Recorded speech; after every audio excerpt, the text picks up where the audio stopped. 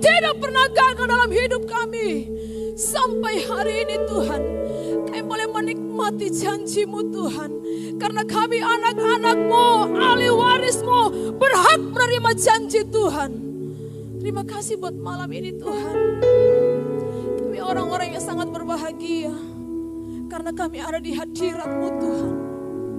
Kami orang-orang yang berbahagia. Karena kami orang-orang yang terus menanti-nantikan Engkau Tuhan. Terima kasih buat malam hari ini. Kami rindu mendengarkan suara-Mu Tuhan. Berbicara bagi kami sore hari ini. Sampaikan pesan-pesan-Mu Tuhan. Apa yang hendak kami lakukan, apa yang Kau mau, apa yang Kau inginkan dalam hidup kami yang harus kami lakukan. Sampaikan itu malam hari ini Tuhan. Supaya kami tidak salah melangkah di tahun 2022. Di hari yang ke-16 ini Tuhan. Kami rindu Tuhan menyampaikan sesuatu bagi kami. Hal yang luar biasa, hal yang baru. Nyatakan bagi kami, jemaat-Mu di GPD Kota Palu, Jalan Gajah Mada. Terima kasih Tuhan. Di dalam nama Yesus, kami siap mendengarkan suara. Mari yang siap dengarkan suara Tuhan sama-sama kita katakan. Amin. Silakan duduk Bapak Ibu Saudara. Shalom. Shalom. Puji Tuhan.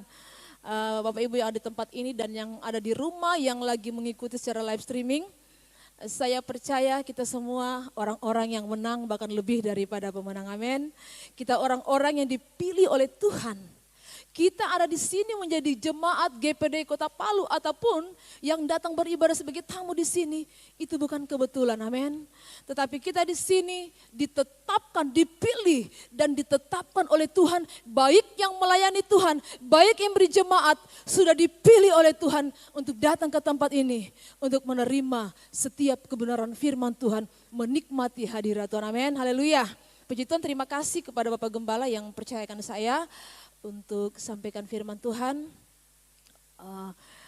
Malam hari ini kita sama-sama akan menikmati berkat Tuhan. Saya percaya kita semua yang ada pada malam hari ini, satu kerinduan kita, satu tujuan kita datang ke tempat ini, kita mau menikmati berkat Tuhan yang luar biasa. Amin. Haleluya. Dalam Yohanes pasal yang ke-10, ayat yang ke-10, jadi bisa segera ditampilkan. Kita berdiri, kita akan baca ini sebagai ayat yang mendasari firman Tuhan pada saat ini.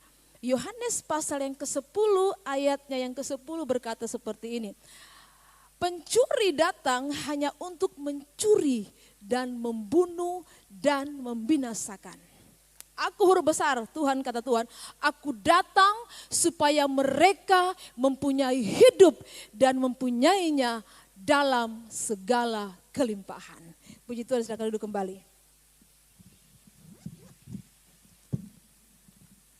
Di sini dikatakan pencuri datang hanya untuk, pencuri itu siapa? Ya, di sini hanya ada dua, ya, pencuri, pembunuh, dan membinasakan, dan akan datang memberi hidup dan mempunyainya dalam segala kelimpahan. Ya, jadi pencuri itu sudah kita tahu ya, iblis itu kerjanya hanya datang mencuri damai sejahtera. Siapa yang tidak punya masalah di sini? Boleh angkat tangan. Saya percaya Bapak Ibu Saudara, anak-anak muda, semuanya kita punya masalah. Betul? Setiap hari kita harus diperhadapkan dengan berbagai macam masalah dan persoalan. Ya. Tetapi Tuhan berkata, Tuhan tak pernah janji langit selalu biru, tetapi Dia berjanji selalu menyertai. Tuhan tak pernah janji jalan selalu rata, tetapi Dia berjanji. Apa dikatakan? Apa? Berikan kekuatan. Tuhan tidak pernah bilang aku akan berikan engkau kelimpahan. Tuhan tidak bilang aku akan memberikan engkau harta benda kekayaan apapun. Uang. Ya, jadi kita harus berfokus kepada Tuhan dulu. Ya, makanya ada ayat yang berkata, carilah dahulu kerajaan Allah dan kebenarannya, maka semuanya itu akan ditambahkan kepadamu. Ya, jadi saya katakan tadi bahwa Tuhan tidak pernah berkata, aku akan berikan engkau uang. Ya, aku tidak akan berikan engkau masalah. Aku tidak akan memberikan engkau persoalan. Tetapi dia berkata, aku apa? Berikan kekuatan. Dia berkata bahwa aku akan berikan the power of to get wealth. Aku akan memberikan engkau kekuatan untuk memperoleh kekayaan itu. Di dalam Ulangan pasal yang ke-8 ayat yang ke-18 apa dikatakan di situ? Aku akan memberikan engkau the power of to get wealth. Coba buka di dalam Ulangan pasal yang ke-8 ayat yang ke-18.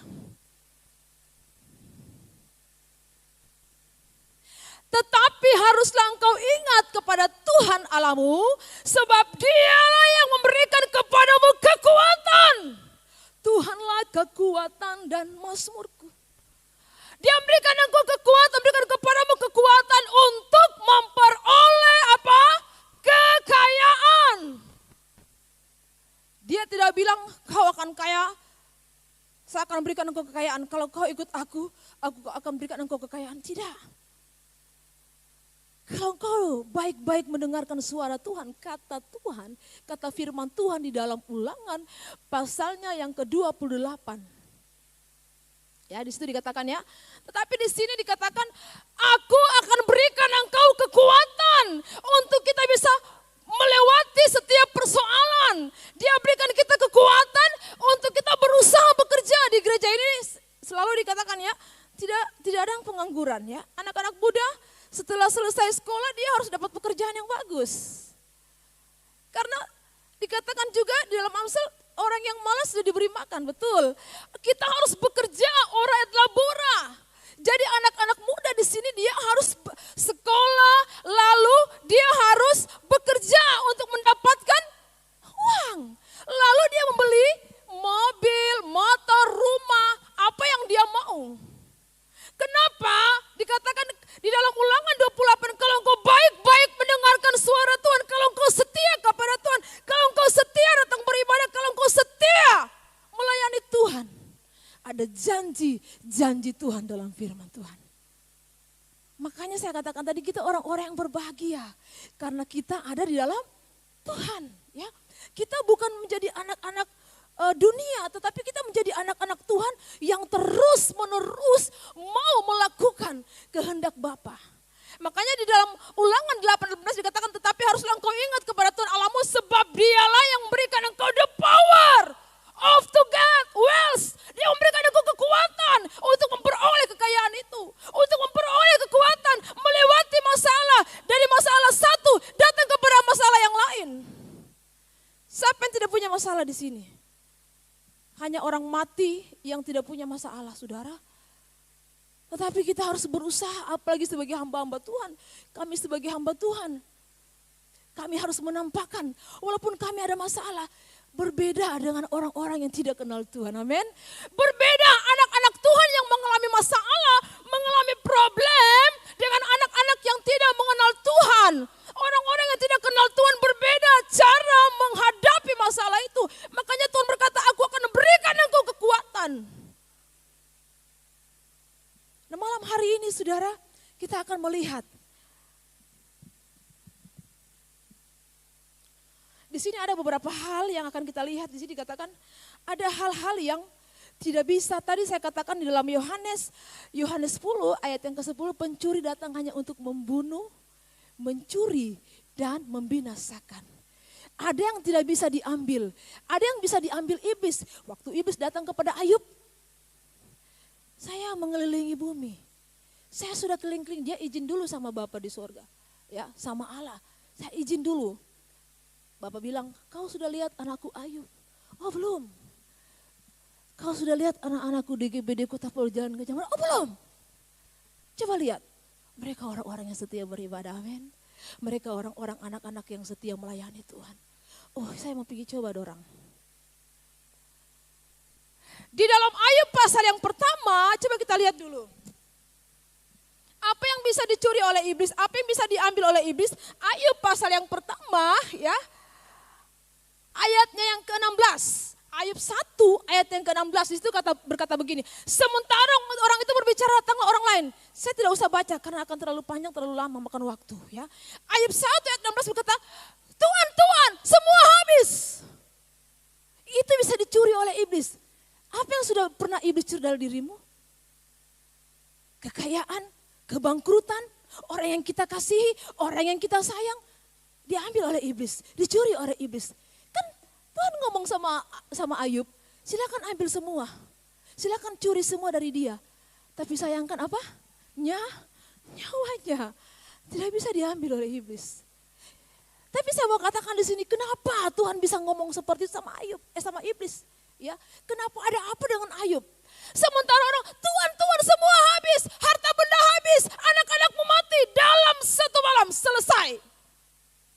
Jadi kalau ada orang yang suka mengandalkan kekayaannya di sini bertobat. Kekayaan kita nama baik, kedudukan takhta tidak akan membuat kita masuk surga. Kenapa saya katakan seperti itu? Tidak akan membuat kita bertahan menghadapi setiap persoalan. Ayub waktu dia berkata, yang bisa diambil oleh iblis bentukan ibadah kita, saudara. Buktinya waktu COVID, kita tidak bisa ibadah di gereja, betul. Kita ibadah live streaming di rumah. Itu bisa diambil iblis. Dibuatlah sesuatu supaya kita orang tidak bisa ibadah. Silakan iblis ambil bentukan ibadah. Jadi Ayub 1 ayat 5. Ayub 1 ayat 5. Ayub 1 ayat 5. Ini bentukan ibadah yang bisa diambil oleh iblis.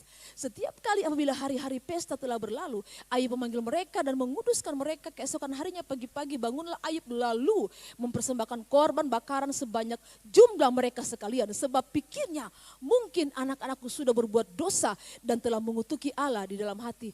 Setiap hari Ayub membuat mezbah, bentukan ibadah.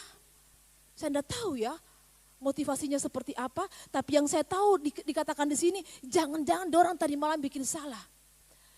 Sembelih lagi, buat mezbah, bentukan ibadah ini bisa diambil oleh iblis. Seperti yang kita buat malam ini. Tapi apa yang tidak bisa diambil oleh iblis? Ayub pasal 1 ayatnya yang ke-16. Ayat 20,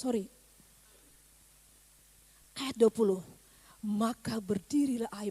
Waktu dia punya pembantu, dia punya anak buah bilang datang bujangnya, budaknya datang. Tuhan, semua habis, anakmu mati, harta bendamu habis, lenyap semua, terbakar semua. Ayub tidak langsung stres, teriak-teriak jadi gila, tidak saudara. Kenapa? Ini yang tidak bisa diambil oleh iblis. Walaupun situasi hari-hari ini mencekam, situasi serba sulit. Tapi ada yang tidak bisa diambil oleh iblis apa? Maka berdirilah Ayub lalu mengoyakkan jubahnya dan mencukur kepalanya. Kemudian sujudlah dia dan menyembah Tuhan. Bayangkan saudara waktu disampaikan hal itu.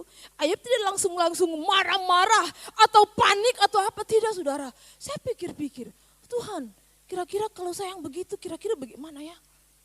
Tapi Tuhan tahu kemampuan Ayub. Apa yang dilakukan Ayub? Dia bersujud ya, lalu dia mengoyakkan, artinya yang tidak bisa diambil oleh iblis. Walaupun dikatakan pencuri datang untuk membunuh, mencuri yang tidak bisa diambil. Silakan iblis ambil bentukan ibadah kita. Silakan iblis mengambil, mungkin kita beribadah di gereja dia bisa ambil dengan mengadakan COVID. Segalanya silakan, tapi yang tidak bisa diambil oleh iblis yaitu hubungan Ayub dengan Tuhan. Haleluya! Yang tidak bisa diambil oleh iblis, walaupun Maria silakan ambil. Saya punya saudara harus mati. Silakan.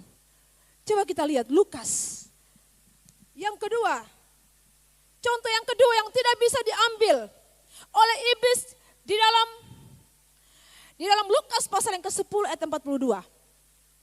Lukas 10 ayat yang ke-42. Tetapi dengar baik, tetapi hanya satu saja yang perlu. Maria telah memilih bagian yang terbaik yang tidak akan diambil daripadanya. Apa itu? Hubungan Maria dengan Tuhan. Makanya GPDI Kota Pulau Jalan Gajah Mada diwajibkan membaca Alkitab 6 pasal setiap hari, berdoa minimal 1 jam setiap hari. Artinya kita harus membangun hubungan dengan Tuhan. Silakan semuanya datang, silakan pencobaan datang, silakan masalah datang, silakan ambil orang-orang yang kukasihi, silakan ambil yang berharga dalam diriku. Tapi yang tidak bisa iblis ambil dalam diriku adalah hubunganku dengan Tuhan. Wow, why? Kenapa saudara? Kenapa dikatakan Maria telah memilih? Maria itu beda sama Marta. Kalau Marta itu dia sibuk dengan dengan tanggung jawabnya. Ya kita harus bertanggung jawab dalam rumah tangga sebagai kepala rumah tangga, betul. Ibu-ibu rumah tangga juga harus bertanggung jawab dalam rumah tangga. Anak-anak juga harus membantu orang tua.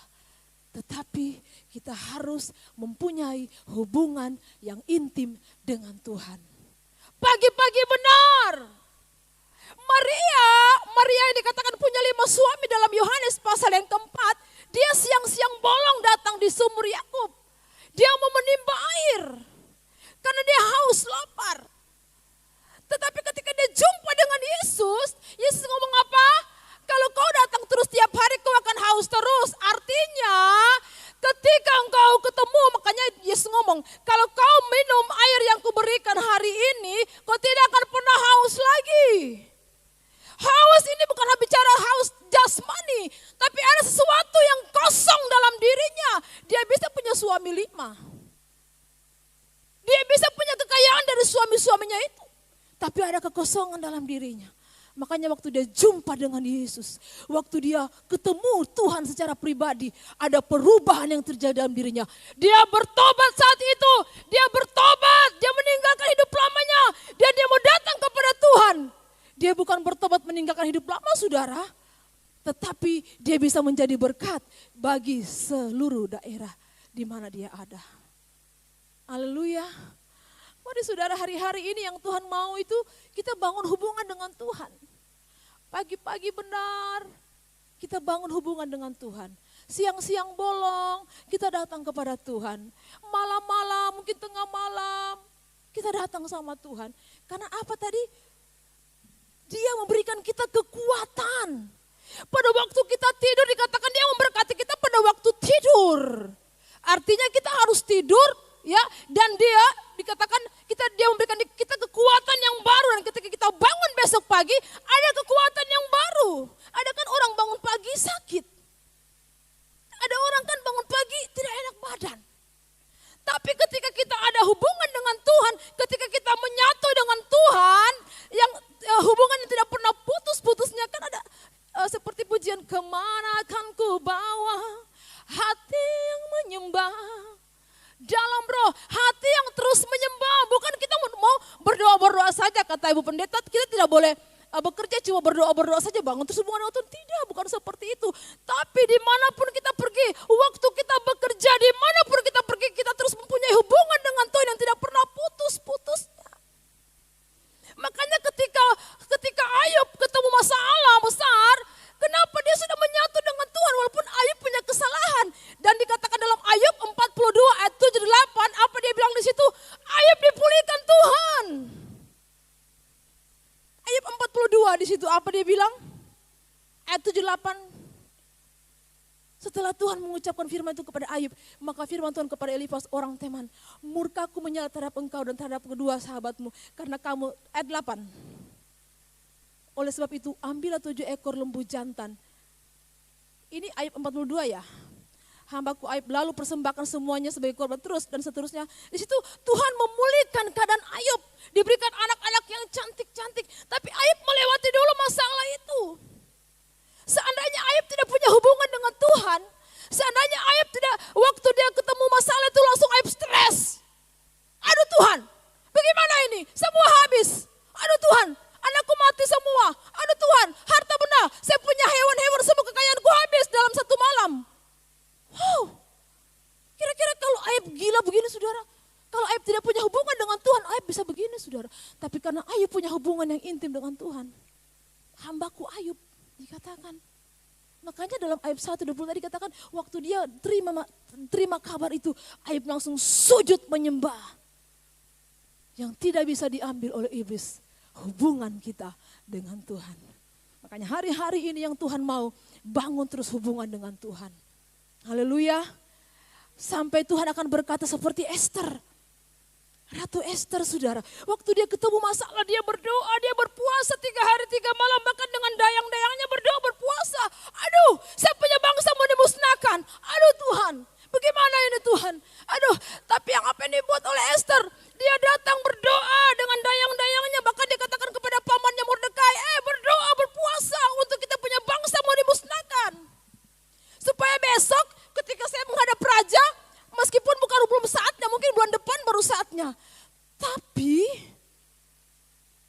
Esther melawan adat istiadat saat itu. Ketentuan, kalau menghadap raja bisa mati. Kalau raja tidak panggil, biarlah istri raja.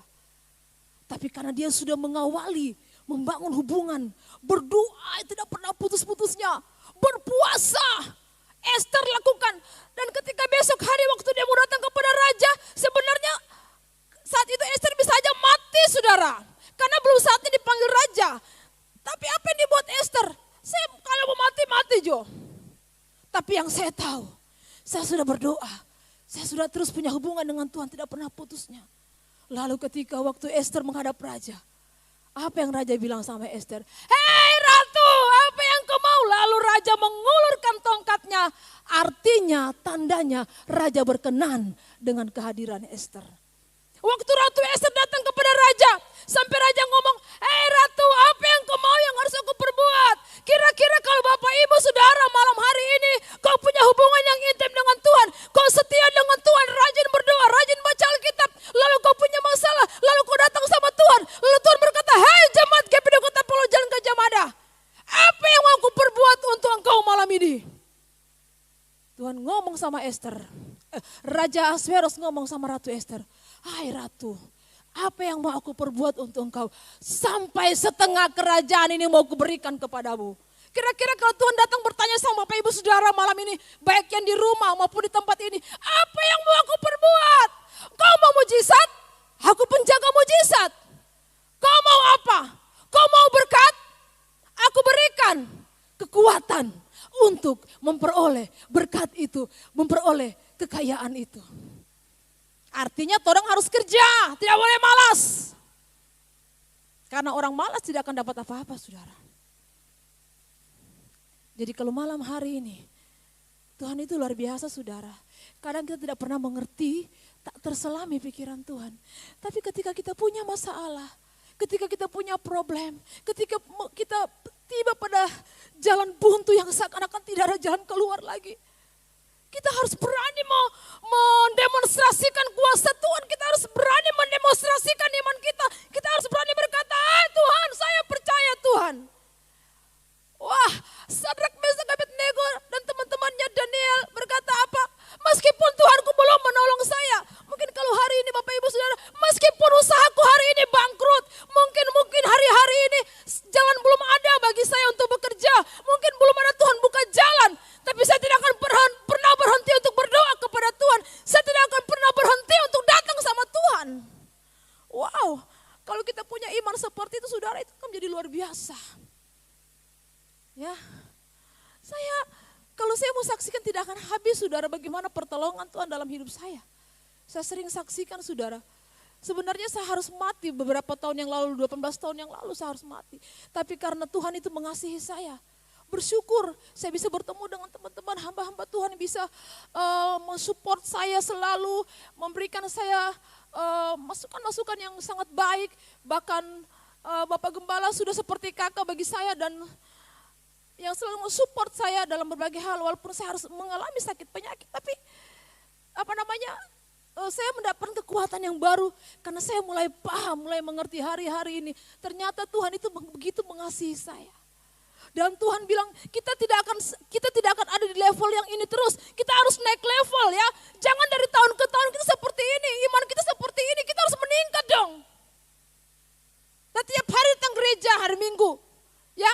Tapi ketika masalah sedikit, aduh Tuhan, silakan masalah datang, paling kita menangis, keluar ingus, menangis, sudah selesai. Tapi yang Tuhan mau, hari-hari ini, kekuatan the power itu, kekuatan yang Tuhan berikan itu tidak seperti yang dunia berikan, saudara. Oke, it's okay, silakan. Mungkin kita punya kekuatan. Terkadang kita sebagai istri, sebagai penolong, kita harus menjadi Wonder Woman, saudara. Kita harus menjadi wanita perkasa dalam rumah tangga. Mungkin suami kita lebih rohani dari suami kita, atau istri ya lebih rohani. Jadi saudara, terkadang kita sebagai wanita, sebagai penolong harus menjadi Wonder Woman, harus menjadi wanita yang perkasa untuk supaya kita punya keluarga dibawa sampai kepada Tuhan. Jadi yang Tuhan inginkan dari kita, ya dari Yohanes 10 tadi dikatakan pencuri. Coba buka lagi Yohanes 10 tadi. Yang pertama saya katakan tadi bahwa iblis itu datang mencuri, ya. Yang dia bisa curi dalam diri kita hal-hal yang jasmani. Makanya Tuhan tidak berurusan dengan tanah liat ini, saudara. Kenapa orang harus bangun hubungan dengan Tuhan? Karena kita menyembah Bapa itu dalam roh dan kebenaran. Bukan dia tidak berurusan dengan jasmani kita. Tuhan selalu berurusan dengan roh kita, saudara. Karena yang pulang kepada Bapa itu roh dan jiwa kita. Makanya roh kita setiap hari harus diberi makan. Diberi makan dengan apa? Dengan membaca firman, merenungkan firman, melakukan firman, dan membangun hubungan dengan Tuhan. Lalu kita masuk ke kamar, kita akan berkata kepada Tuhan, ku kagum hormat akan Engkau. Ku kagum. Waktu kita mulai berkata seperti itu kepada Tuhan, waktu kita mulai mengalir dengan Tuhan, ada sesuatu yang kita rasakan, ada sesuatu yang kita alami, ada kedamaian, ada sesuatu yang tidak bisa diambil oleh iblis. Makanya Tuhan bilang, Maria sudah memilih yang terbaik, yang tidak bisa diambil darinya, yaitu waktu dia duduk di kaki Tuhan, mendengarkan Tuhan berbicara, yang tidak bisa diambil oleh iblis. Iblis bisa ambil, saudara. Covid dia bisa buat, saudara. Semua bisa dia buat, iblis. Semua bisa dibuat oleh iblis. Untuk membuat kita meninggalkan Tuhan. Tidak percaya lagi kepada Tuhan. Tapi yang tidak bisa diambil oleh iblis. Dengar baik malam ini pesan Tuhan. Yang tidak bisa diambil oleh iblis dari kita adalah hubungan kita dengan Tuhan. Waktu kita duduk diam di bawah kaki Tuhan. Silakan masalah datang. Seperti Ayub, silakan. Silakan persoalan datang. Tapi ketika kita ada di bawah kaki Tuhan, itu yang tidak bisa diambil oleh iblis. Bentukan ibadah kita, bentukan penyembahan kita bisa diambil oleh iblis. Tapi yang tidak bisa diambil oleh iblis, yaitu waktu kita datang kepada Tuhan. Silakan, semua terjadi. Saya tidak tahu nanti kayak apa kejadiannya kalau kira-kira kiamat ini, dunia ini. Baru gempa-gempa kemarin itu. Saudara, kira-kira bagaimana, saya tidak merasakan hal itu, saudara. Tetapi saya sudah bisa membayangkan. Tapi waktu kita ada di kaki Tuhan, terus bangun terus hubungan dengan Tuhan. Kita akan banyak mendengarkan suara Tuhan. Kita akan terus melatih kepekaan kita dengan Tuhan. Mendengarkan apa yang menjadi maunya Tuhan. Apa yang harus kita buat. Umatku binasa karena tidak tahu kebenaran, tidak tahu firman, tidak mengerti. Makanya kita selalu setiap hari, Hagai 1 ayat 5 apa di situ dikatakan, perhatikanlah keadaanmu. Bukan keadaan tetangga kiri kanan kita, samping kiri kanan kita, keadaan orang lain. Tidak, yang kita harus perhatikan keadaan kita. Check and recheck, introspeksi keadaan kita, saudara. Oh Tuhan, selidiki aku, lihat hatiku. Jadi fokus kita, dengar baik, fokus kita hanya kepada Tuhan saja. Kalau kita sudah fokus kepada Tuhan, kita sudah membangun hubungan dengan Tuhan, saya percaya waktu kita mengalami sesuatu seperti yang dialami Ayub, kita mampu melewatinya. Haleluya. Haleluya. Haleluya. Tegang semua Bapak Ibu Saudara. Nah malam hari ini, pencuri datang untuk mencuri, membunuh, membinasakan. Aku datang supaya mereka mempunyai hidup. Amin. Dan mempunyainya di dalam segala kelimpahan. Kelimpahan apa? Kelimpahan pengetahuan akan firman Tuhan. Karena satu saat ini firman Yesus tidak akan orang bisa baca lagi. Satu saat kita harus katakan mengembara, kita orang mau rindu baca firman lagi, tidak ada kesian. Sekarang masih ada waktu, mari orang baca firman. Mari orang pelajari ini firman, mari orang lakukan ini firman, mari orang bangun hubungan 1 jam minimal 1 hari dengan Tuhan. Karena di dalam Amos 8 ayat 11-12 kita nanti mau cari tidak ada. Ini firman, orang mau suka baca, mau rindu di manakah itu Matius, di manakah itu Wahyu. Tidak ada lagi saudara. Tuhan bilang selesai. Semua sudah selesai. Pintu kemurahan sudah tertutup. Tangkis akan dia kalau sudah selesai. Orang masih rindu mencari ini. Masih ada waktu dan kesempatan. Mari pertama bangun hubungan dengan Tuhan. Supaya kita bisa melewati setiap persoalan. Dan percaya ya. Silakan iblis mengambil semuanya. Sesuatu yang berharga dalam diri kita. Tapi yang tidak bisa diambil oleh iblis. Hubungan kita dengan Tuhan. Haleluya. Mari kita tutup mata dan kita akan berdoa. Mari silakan main musik. Haleluya Tuhan. Haleluya.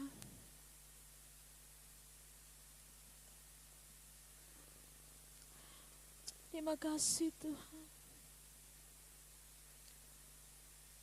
Terima kasih Tuhan Yesus. Haleluya. Mari kita bangkit berdiri semua. Haleluya. Kau sungguh indah tiada taranya Tuhan.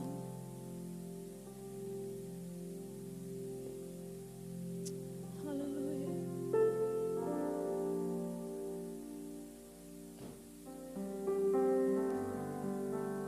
Kau sungguh indah tiada taranya.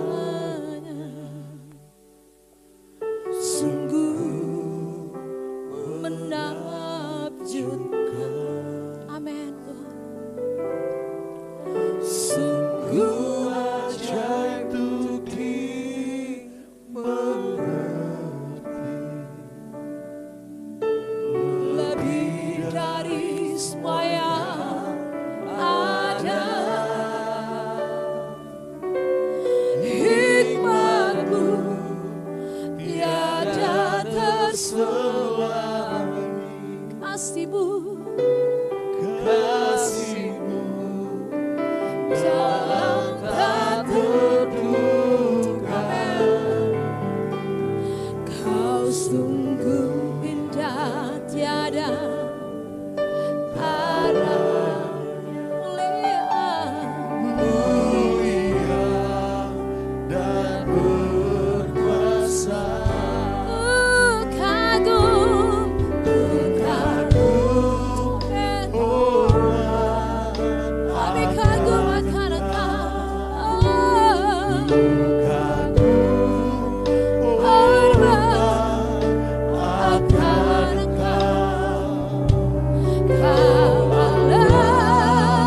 Yang layak dipuji.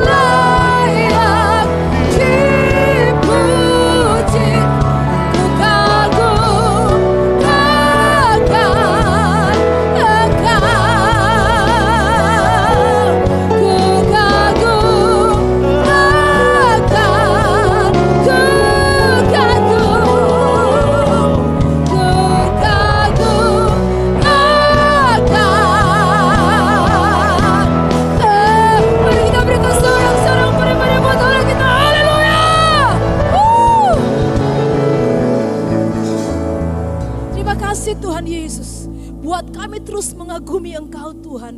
Biar Kau yang menjadi prioritas utama kami Tuhan. Biar Kau yang kami inginkan Tuhan. Di bumi dan di surga. Hanya Yesus saja satu-satunya Allah. Terima kasih Tuhan. Kami mengucap syukur malam ini Tuhan. Meteraikan firman-Mu Tuhan. Bagi setiap kami. Supaya bukan hanya sekedar kami mendengar firman-Mu. Tapi kami boleh menjadi pelaku-pelaku firman-Mu Tuhan. Kami boleh aplikasikan dalam kehidupan kami setiap hari Tuhan. Terima kasih Bapa. Kami mengucap syukur. Dalam nama Yesus. Haleluya. Amin.